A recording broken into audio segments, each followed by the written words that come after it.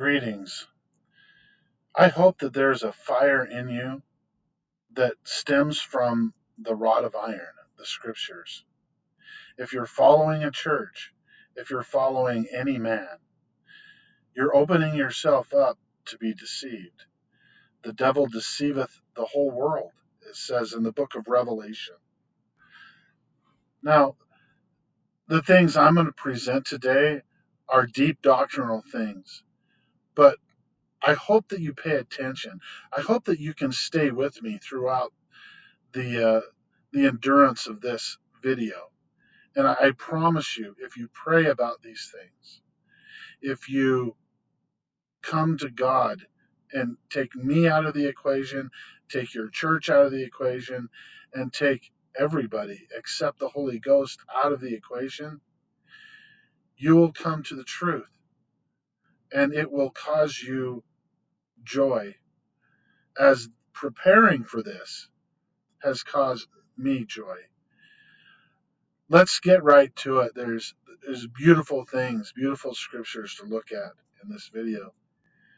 First of all, I want to remind you that Nephi in 2 Nephi 25, he says basically this, that Native Americans and some Gentiles will understand the words of Isaiah in the last days. He understands that people at his time, during his time, didn't understand Isaiah, and very few people understand it now. But he says point blank, in the last days you will understand it. And so we're going to take a chapter of Isaiah, and you're going to understand how this applies to the last days. But here's what Nephi says.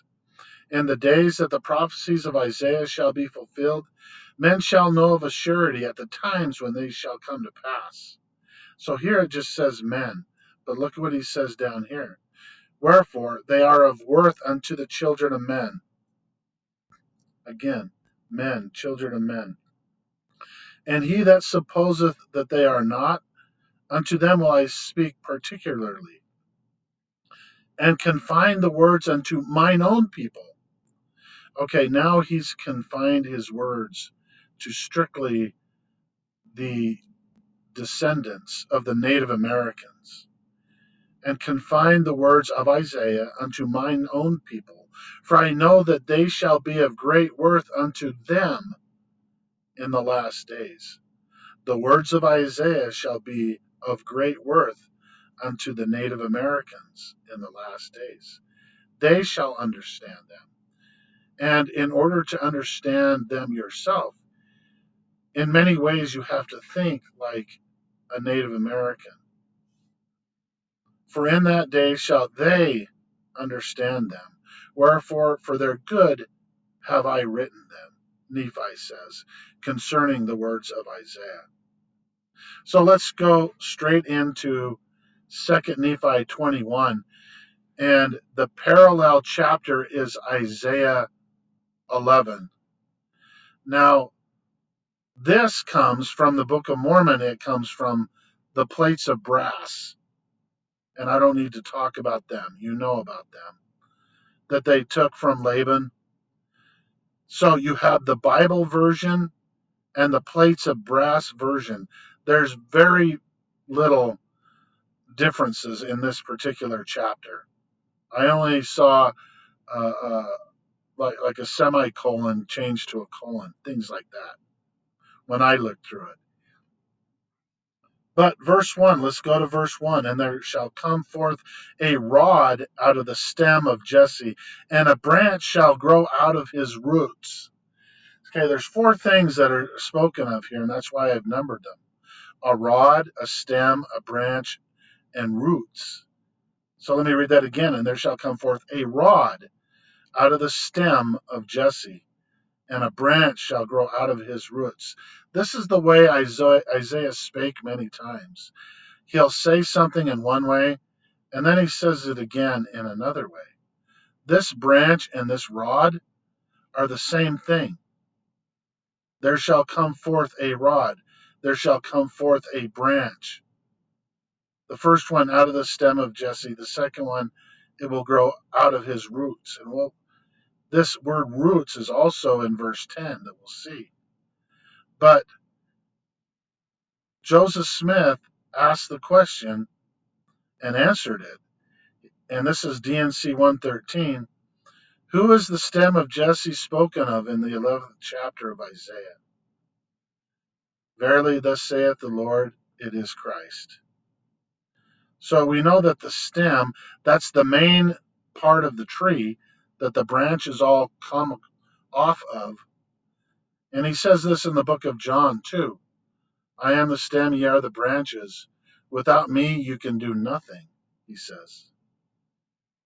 But to show you that in these verses, down to verse 5, he's talking about this rod or branch. Let's read these verses. And it says, and the Spirit of the Lord shall rest upon him. So there shall come forth a rod out of the stem of Jesse, and a branch shall grow out of his roots, and the Spirit of the Lord shall rest upon him. Now, this is not all four. This is one person he's talking to. The Spirit of the Lord shall rest upon him. The Spirit of the Lord has never rested upon Jesus. In fact, Jesus says, when I go, I will send the Comforter. The Spirit of the Lord is the Holy Ghost, the Comforter. The Spirit of wisdom and understanding, the Spirit of counsel and might, the Spirit of knowledge and of the fear of the Lord. Okay, the fear of the Lord resides in someone other than he himself, the Lord. So let's read the remainder of these verses, because again, this is talking about this rod or branch. And we're going to identify this here later in this video. And shall make him of quick understanding in the fear of the Lord, and he shall not judge after the sight of his eyes, neither reprove after the hearing of his ears. But with righteousness shall he judge the poor, and reprove with equity for the meek of the earth. And he shall smite the earth with the rod of his mouth, and with the breath of his lips shall he slay the wicked. And righteousness shall be the girdle of his loins, and faithfulness the girdle of his reins. I hope you can see in those verses it's talking about this rod or branch that comes out of the stem and grows out of the roots. So in DNC 13, Joseph Smith asks this question. What is the rod spoken of in the 11th chapter of Isaiah that should come out of the stem of Jesse?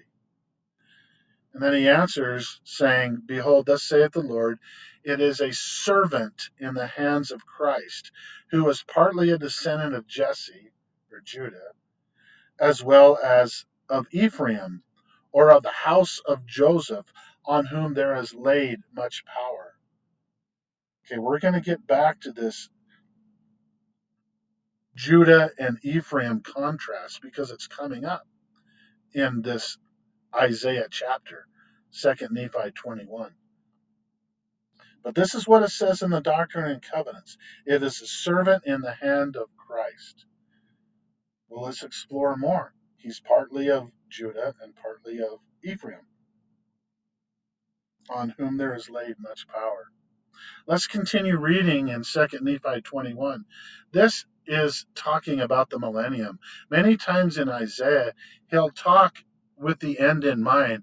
And so he gives us the end. And then after that, he talks about what leads up to it. So this is the millennium, and then after a few verses on the millennium, he'll talk about what leads up to the millennium.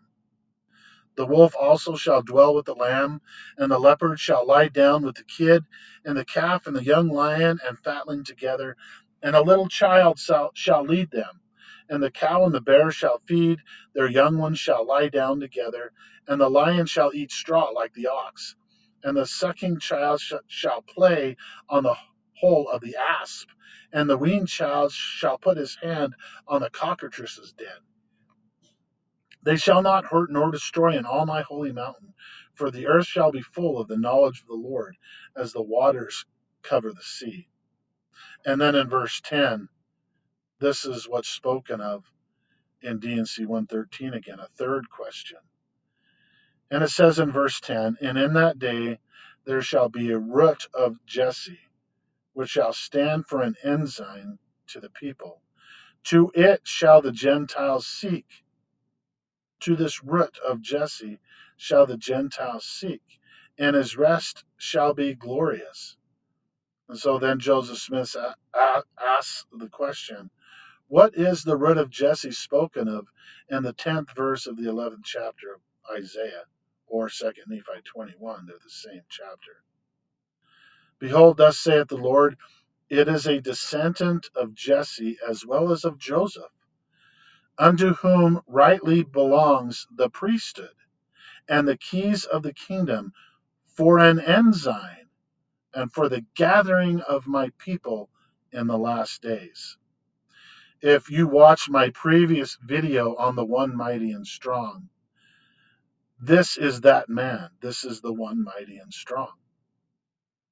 He it is who's going to gather the people and, according to DNC 85, lay out the inheritances of the saints. He is this ensign spoken of. And so remember this word ensign. So I answer these three questions.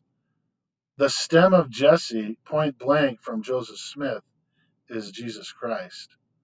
The root of Jesse is the one mighty and strong.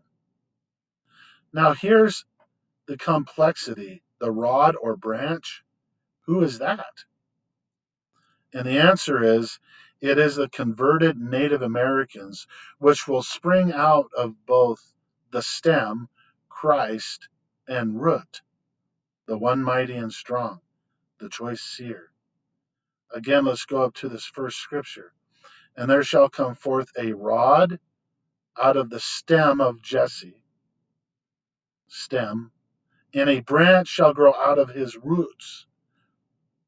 So the rod and branch are the same thing. They come out of Christ, and through Christ out of this final prophet that comes, the only one after the times of the Gentiles, known as the choice seer, or the one mighty and strong. And it's important to understand this, to understand who the two witnesses are, which comes a little bit later. The stem is Christ, the root is the one mighty and strong. That final prophet, remember this from the last video? This is the beginning. This yellow dot is Adam. This is the end. This yellow dot is the one mighty and strong. And there's all these other prophets between them. There's Jesus that comes in the meridian of time. And then there's the times of the Gentiles, which are prophesied to come in. Jesus uses the term times of the Gentiles, fullness of the Gentiles. And that's these little dots, because in the Mormon church, you have a different way of assigning prophets, but they are not prophets. So let's continue and go back. Let's find some additional proof. The rod or branch. Well, in Zechariah 6, it says, "In the council of peace shall between them both." And this is from the last video also. This is the branch which shall build the temple.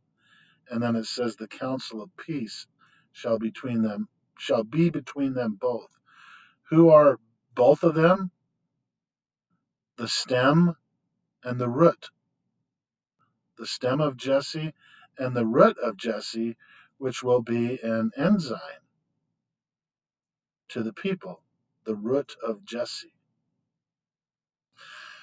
And also in Isaiah 10:5, it shows you another use of the word rod to describe a whole people, not just one servant. But he says, "O Assyrian, the rod of mine anger." He's talking about a whole group of people, a whole nation. "The rod of mine anger and the staff in their hand is mine indignation. I will send him against an hypocritical nation, and against the people of my wrath will I give him."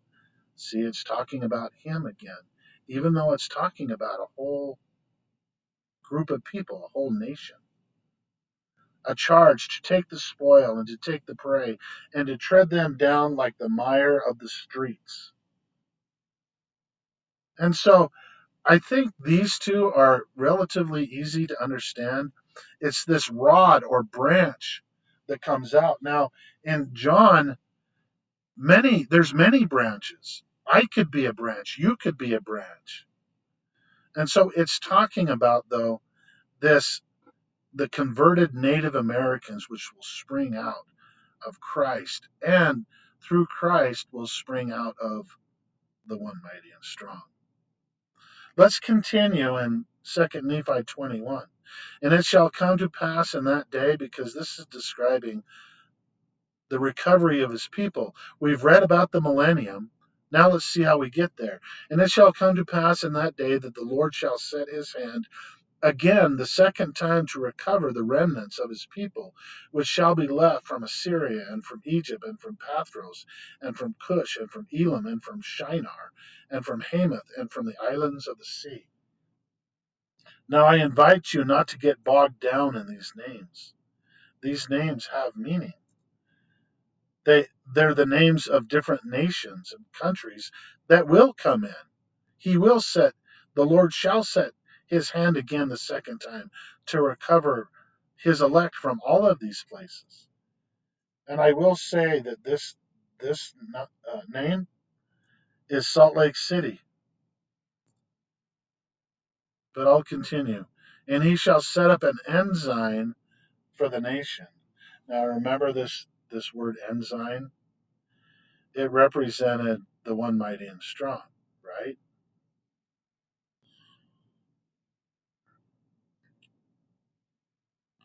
Which shall stand for an ensign to the people, the root of Jesse, and shall assemble the outcasts of Israel. And that's exactly what he's going to do. It's not going to be the pomp Gentiles whom the Lord uses in that day. It'll be the nobodies. It'll be the outcasts of Israel. And from the Joseph Smith translation of the book of Genesis 50, I think it is, Israel is Ephraim and Manasseh. The outcasts of Israel. Ephraim and Manasseh are the Native Americans. And gather together the dispersed of Judah from the four corners of the earth. So he's gathering all of the elect, and they're all considered outcasts. But then in verse 13, we come across perhaps a troublesome verse to many people. And it says, the envy of Ephraim also shall depart, and the adversaries of Judah shall be cut off. Ephraim shall not envy Judah, and Judah shall not vex Ephraim. Now, these two words, envy and vex, they sound pretty bad, right? I mean, this is in one of the Ten Commandments. Thou shalt not envy. Thou shalt not covet. And then vex is like to curse. And you can look the definition of these two words up. This tells you that both Ephraim and Judah are in sin. The envy of Ephraim is sin, but it shall depart. And the adversaries of Judah shall be cut off. Ephraim shall not envy Judah anymore. And we're going to come to a beautiful example of that coming up in the book of Jasher. But it's a type and shadow of what's to come. Ephraim will not envy Judah anymore. How is Ephraim envying Judah? Ephraim are the Native Americans. Now, Judah right now, everyone knows that Judah is of the house of Israel. There's all kinds of pomp and spectacle when it comes to the Jews. Many preachers will stand up and talk about how if you bless the Jews, you'll be blessed. If you curse them, you'll be cursed. There's documentaries written. It's very obvious. But what is not obvious is in Ether 13, where it says the first shall be last and the last shall be first. Judah was the first before at the time of Christ, but he's going to be last at the end. But you have Ephraim envying Judah, but then Judah shall not vex Ephraim. They're not going to curse them. And we're going to read an example again in the book of Jasher about what is Judah doing to curse Ephraim. Well, first of all, you know that Judah was one of the primary people that threw Joseph into the pit, right? And wanted to kill him. That sounds like this word right here. And it's continuing. But it will, at this time, when the outcasts of Israel are assembled, all this will depart. But the question can be asked, what is the sequence of recovering the house of Israel? And from the scriptures, I think most of you would be amazed because it talks about the 10 tribes, and that's why I have 10. Okay, well, that takes care of 10 tribes. Ephraim and Judah all coming in at about the same time at the end. And we're going to read about that right now. That only leaves, now you know that there's 12 tribes, but Ephraim and Manasseh are Joseph. And so Joseph is split into Ephraim and Manasseh. In a way, there's 13 tribes, but Ephraim and Manasseh are Joseph. So Manasseh, the birthright, shall be first. He shall recover all of the rest of his brothers, these tribes. And we're going to read about that right now. I mentioned this from Ether 13. The first shall be last, and the last shall be first. Judah shall be last in the last days. But I wanted to show you this book also. This book, I read it. It's called Prophecy: Key to the Future by Dwayne S. Crowther. And this was what he did for a PhD. He did this at BYU to get his doctorate degree. And in that, he has a section on the Indians.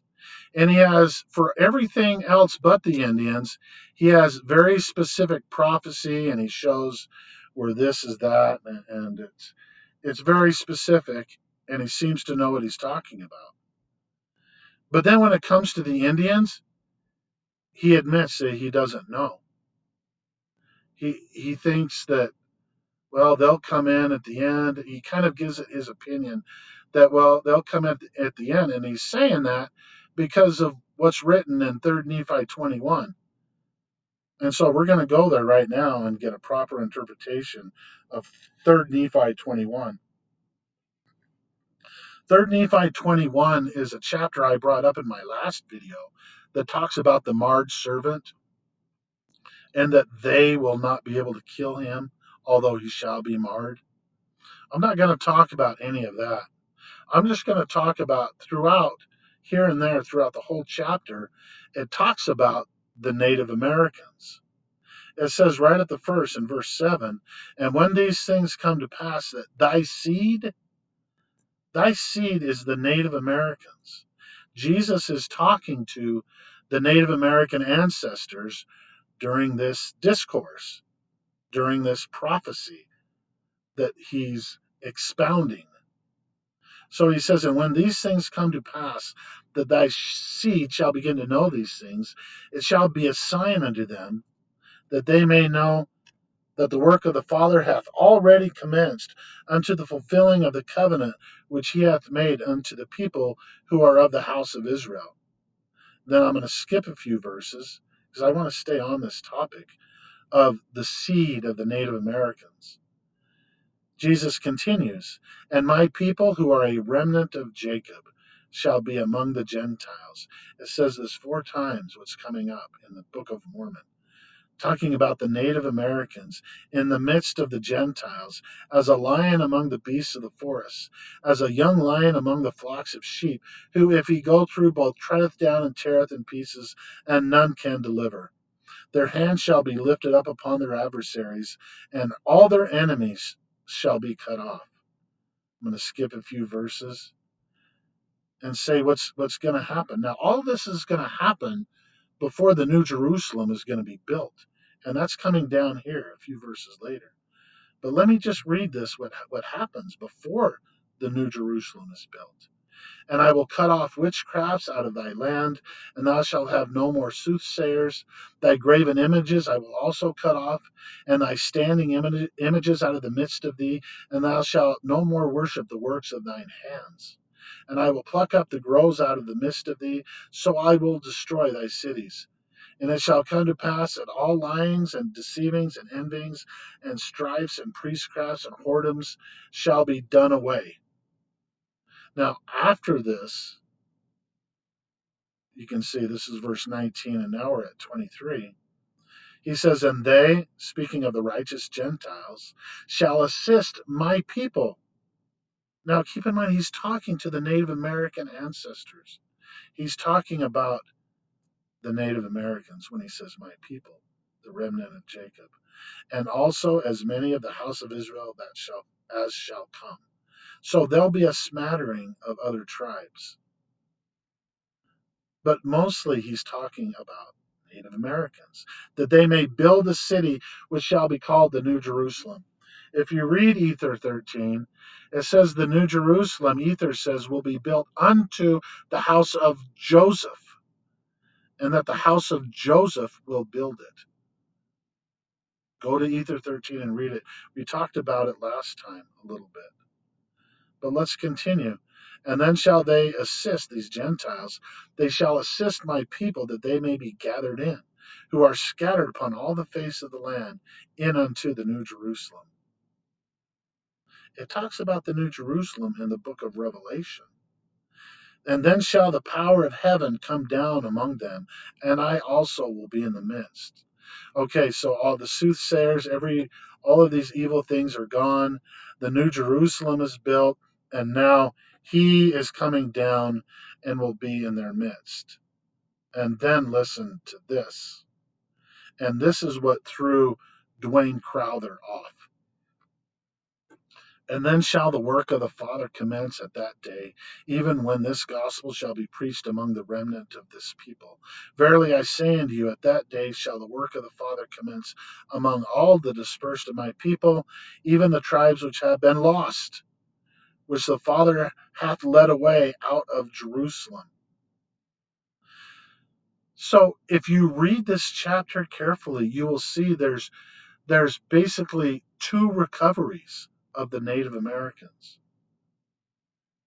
He says, and when thy seed shall begin to know these things, and then he talks about the marred servant, and then he talks about the remnant of Jacob, the descendants of the people he's lecturing to. And so that's why I have this. What is the sequence of recovering the house of Israel? Well, it even talked about the lost tribes. They're coming in at the end. Ephraim comes in at the end, and Judah comes in at the end. Now, where else have you heard Ephraim and Judah? In 2 Nephi 21. Ephraim will not, at this time, at the end, Ephraim will not envy Judah, and Judah will not vex Ephraim because of the peace of the New Jerusalem being established.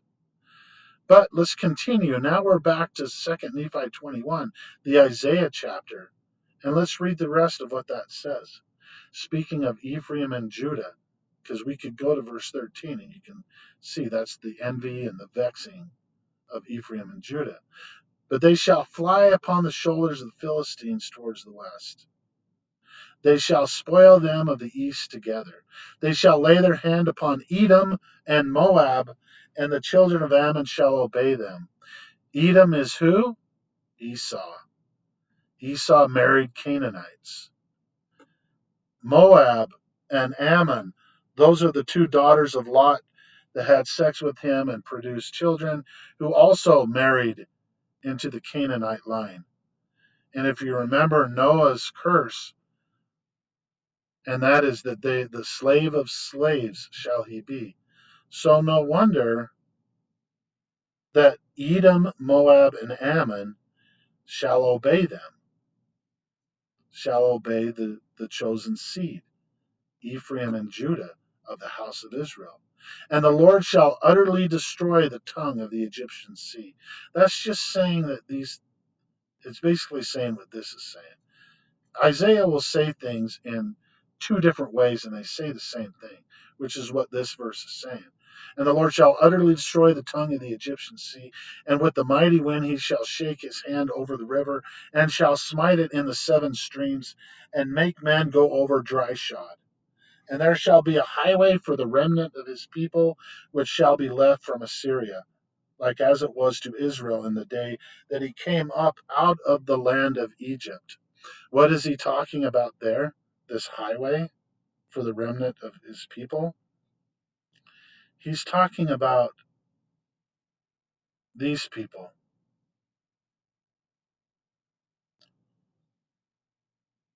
the 10 lost tribes. That's who he's talking about.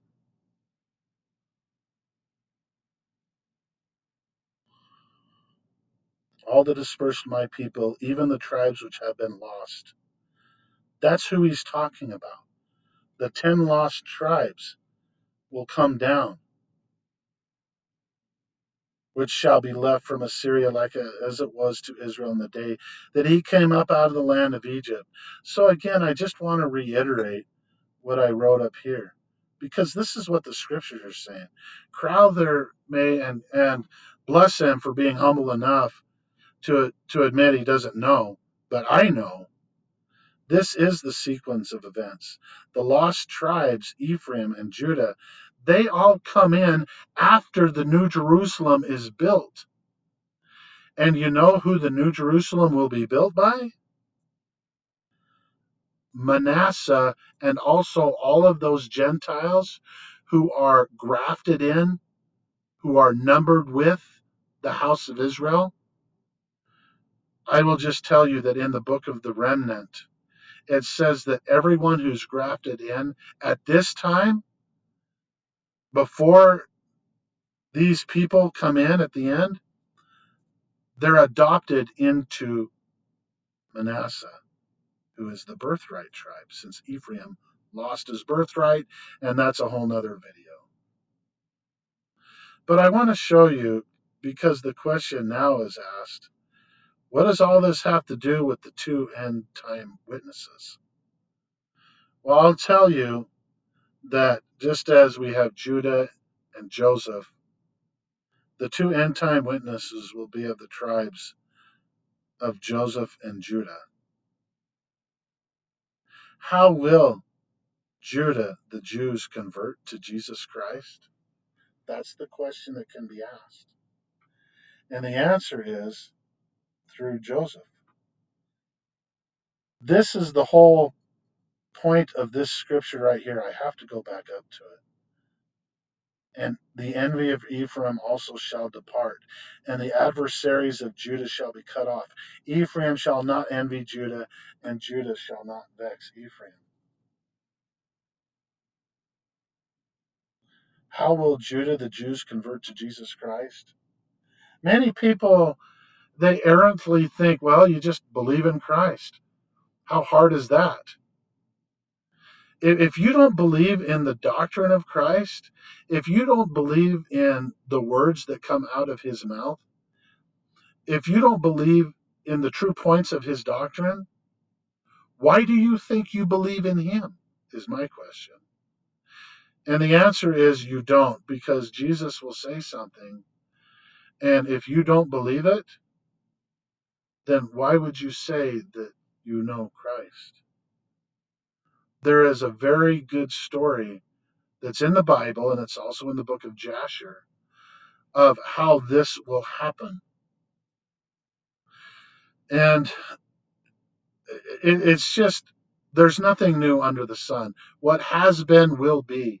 The story of Joseph being sold into Egypt, and that whole story of how he kept Benjamin planting a golden cup in his bag, and then the enmity between him and Judah. This is happening again. It's going to happen again. It's happening right now.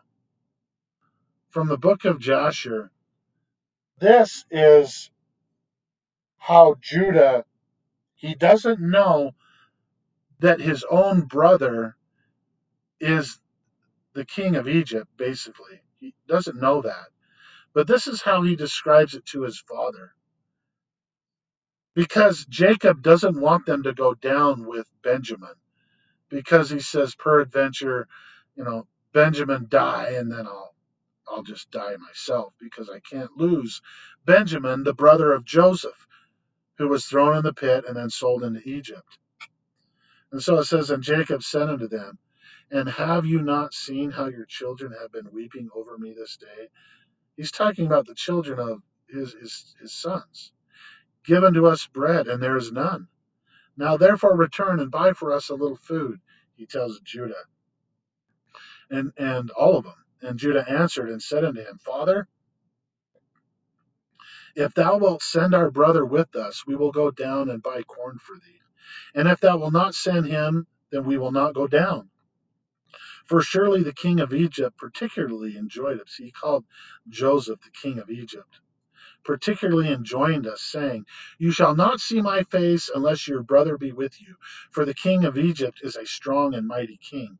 And behold, if we shall go to him without our brother, we shall all be put to death. So Judah's telling his father Jacob this. And then he continues, and this is beautiful, what he says about his brother Joseph and what Judah needs to realize coming up. This is prophecy. This is the prophecy that Judah will not vex Ephraim. That means they're vexing him right now. They don't know what I'm about to read. They don't know this right now. Dost thou not know, and hast thou not heard, that this king is very powerful and wise, and there is not like unto him in all the earth? Behold, we have seen all the kings of the earth. We have not seen one like that king, the king of Egypt, Joseph. Surely amongst all the kings of the earth there is none greater than Abimelech, king of the Philistines. Yet the king of Egypt is greater and mightier than he, and Abimelech can only be compared to one of his officers. Father, thou hast not seen his palace and his throne, and all his servants standing before him. Thou hast not seen that king upon his throne in his pomp and royal appearance, dressed in his kingly robes, with a large golden crown upon his head.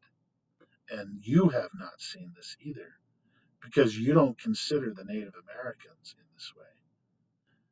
Continuing, thou hast not seen the honor and glory which God has given unto him, for there is not like unto him in all the earth.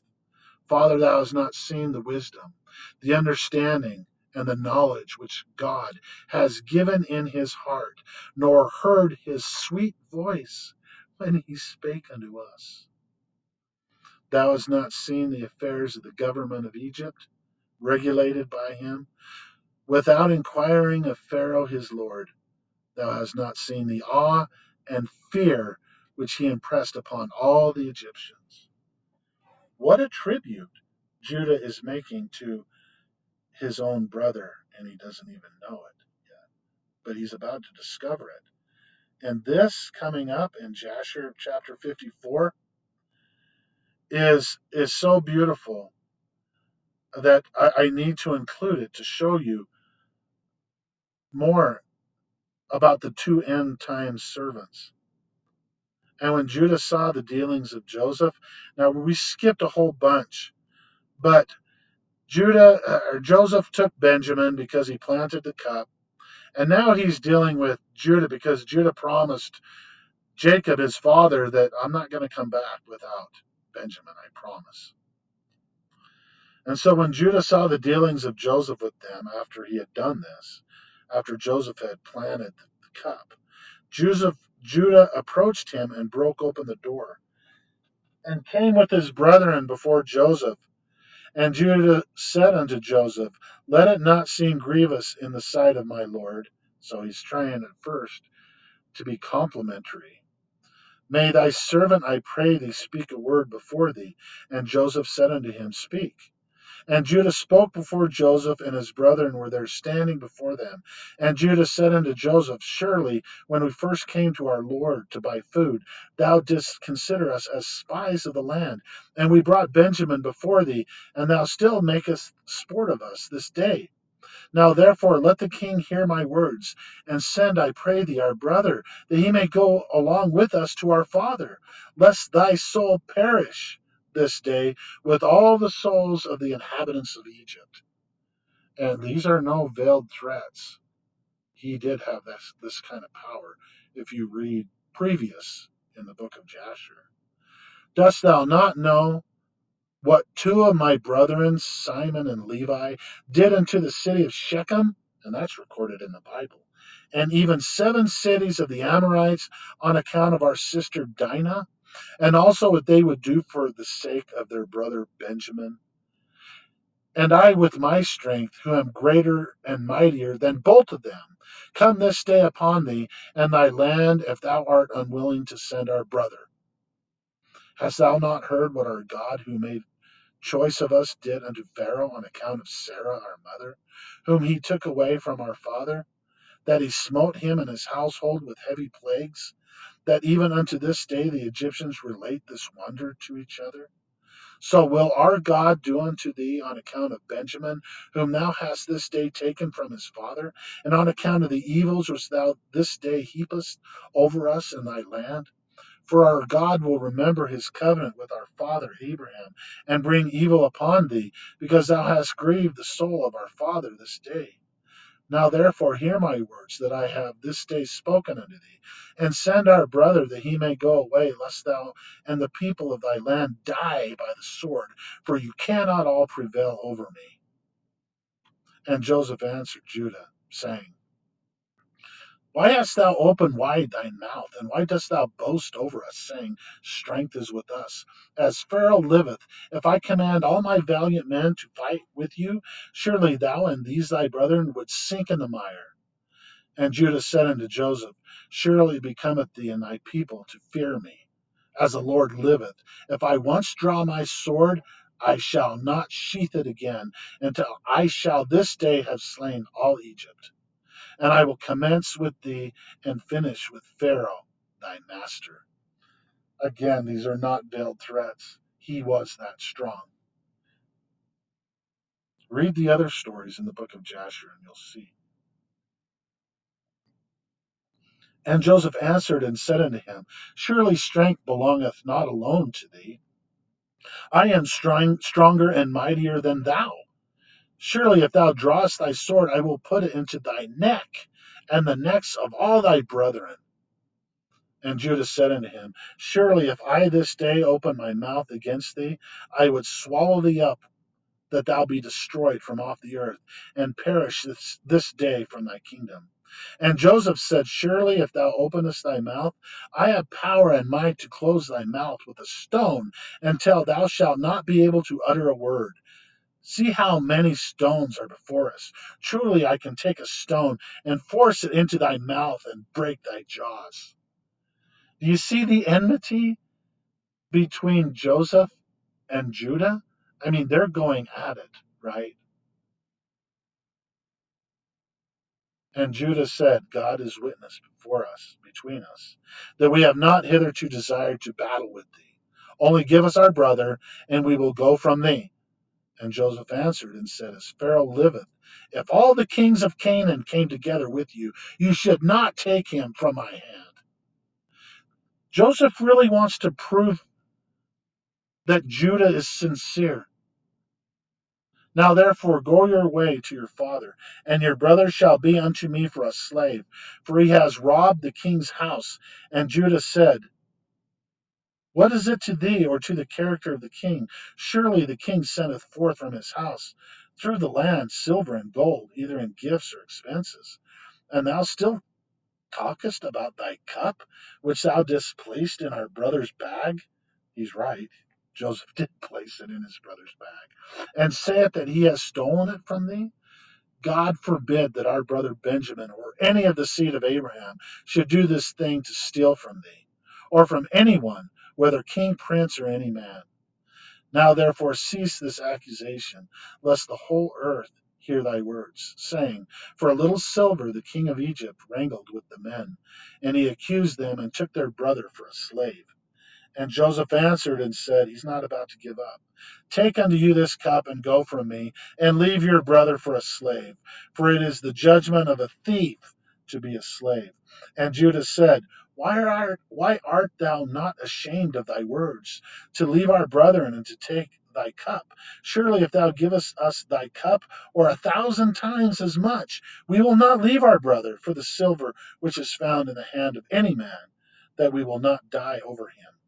And Joseph answered, And why did you forsake your brother and sell him for 20 pieces of silver unto this day?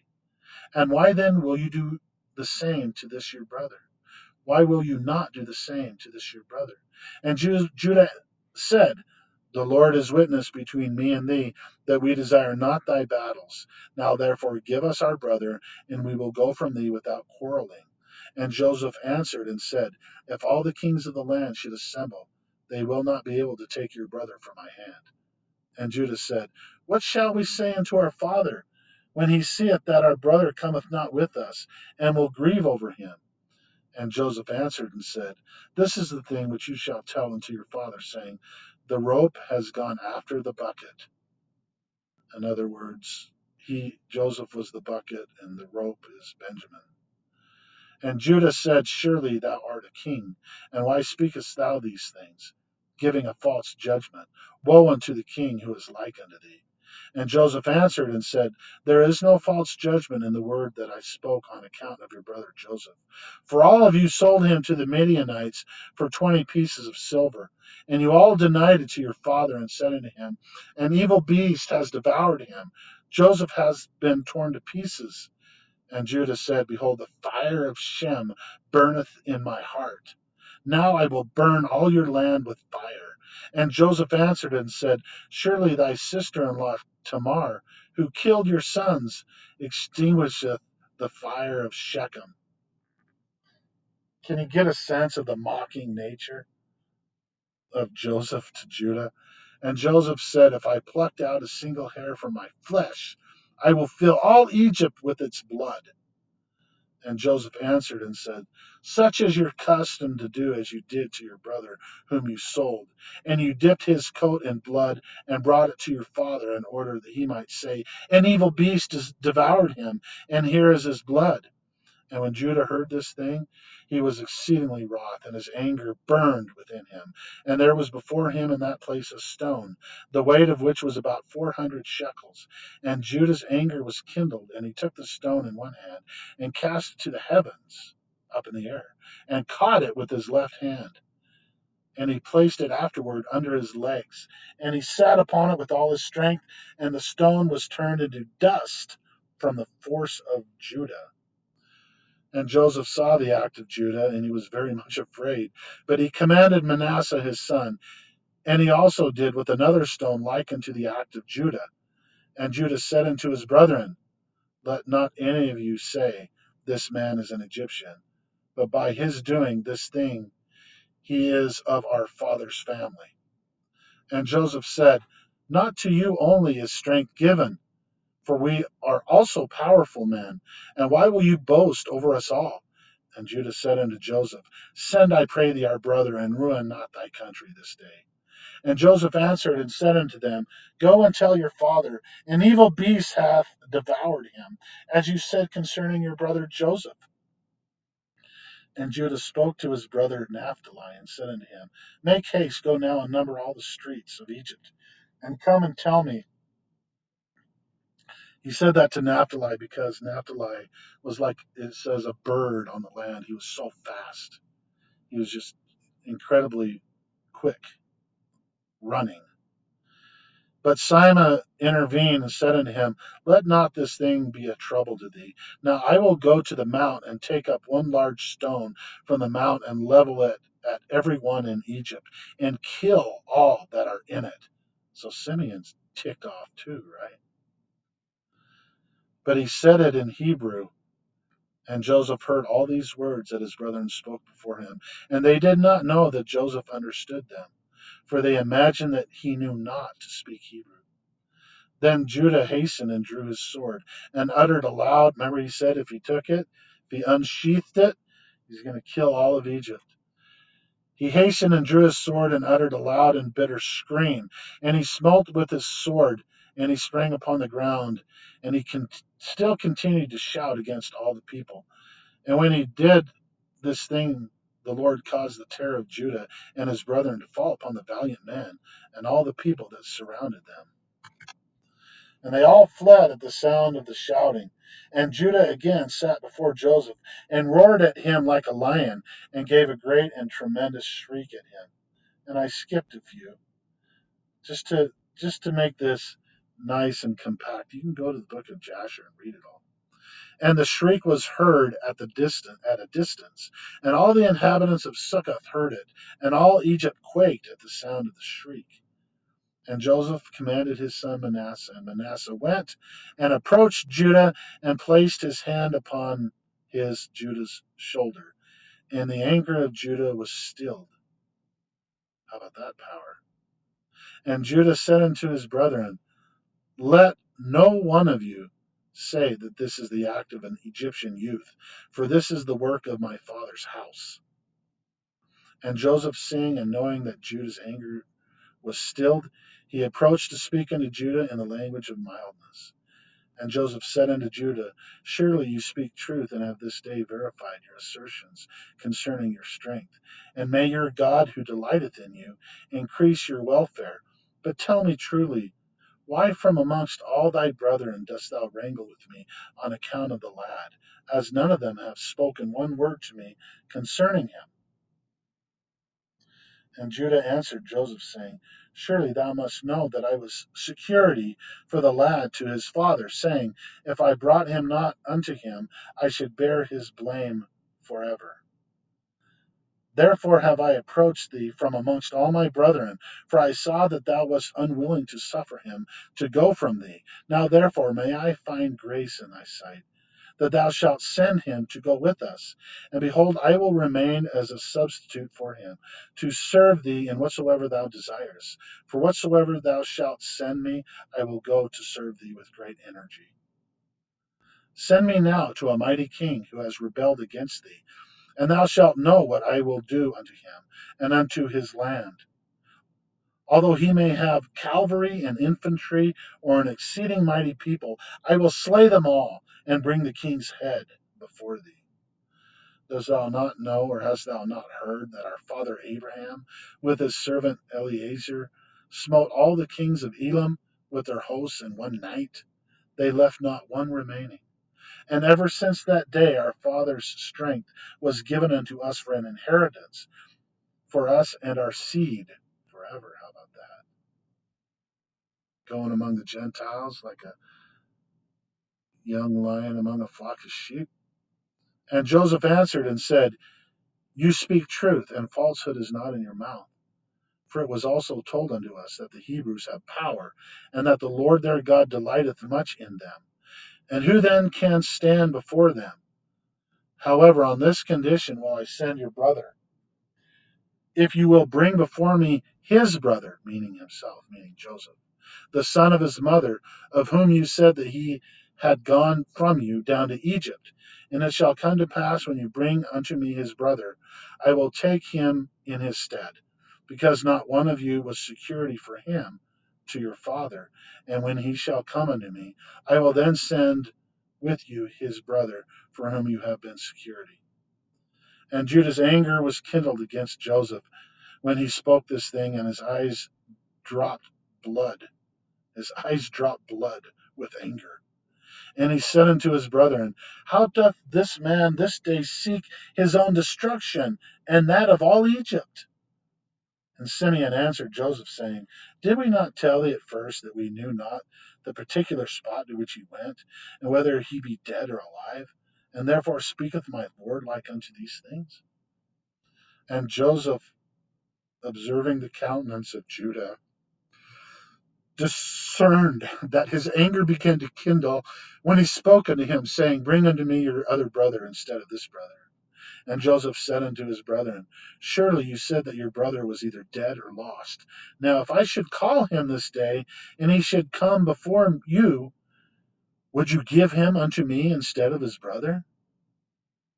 And Joseph began to speak and call out, Joseph, Joseph, come this day before me, and appear to thy brethren, and sit before them. And when Joseph spoke this thing before them, they looked each a different way to see from whence Joseph would come before them. And Joseph observed all their acts, and said unto them, Why do you look here and there? I am Joseph, whom you sold to Egypt. Now therefore let it not grieve you that you sold me. For as a support during the famine, saving the house of Israel, did God send me before you. And his brethren were terrified at him when they heard the words of Joseph. And Judah was exceedingly terrified at him. And Benjamin already knew this, by the way, from the story. And when Benjamin heard the words of Joseph, because Joseph told him before on an earlier visit, and when Benjamin heard the words of Joseph, he was before them in the inner part of the house.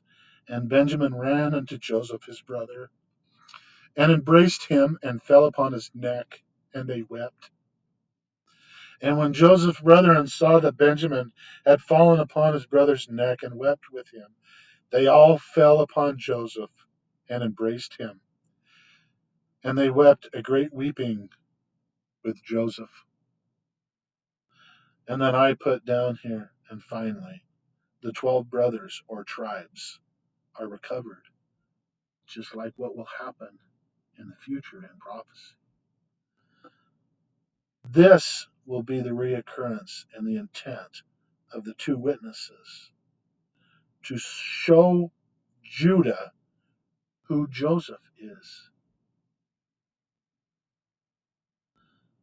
And I'm ending with this, Zechariah 4, because the two witnesses will die. They will be in the streets for 3.5 days, and 3.5 is not the real number of days. Every number in the book of Revelation is not a number. And I have 800 minutes on this, dissecting every verse of the book of Revelation. If you're interested, it's on my YouTube page. Zechariah 4, and I answered again and said unto him, the angel, What be these two olive branches, which through the two golden pipes, through their voices, empty the golden oil, their life, out of themselves? And he answered me and said, Knowest thou not what these be? And I said, No, my Lord. Then he said, These are the two anointed ones that stand by the Lord of the whole earth. I greatly hope you have benefited from this video, and I hope you have stuck it out to the end. The prophecies and the scriptures themselves are marvelous. And I find myself, who needs to watch a movie when you have prophecy unfulfilled staring at us in the face? And you and I can be used as instruments in the Lord's hands to do this great work. It's marvelous in my eyes, and I hope it's marvelous in your eyes. There's a lot more to learn about the two witnesses from the book of Revelation, but I wanted to tell you, I wanted to emphasize what their mission is. Their mission is right here.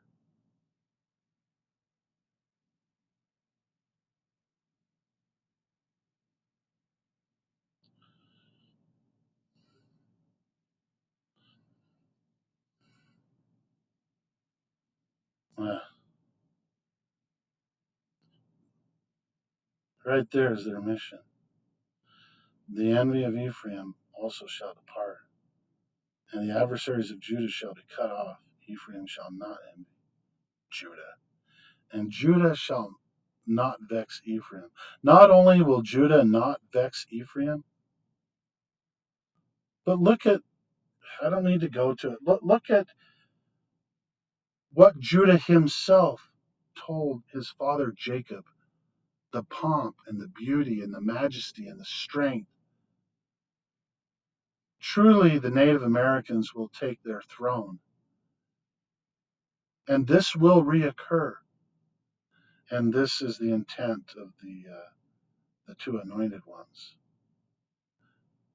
Thank you.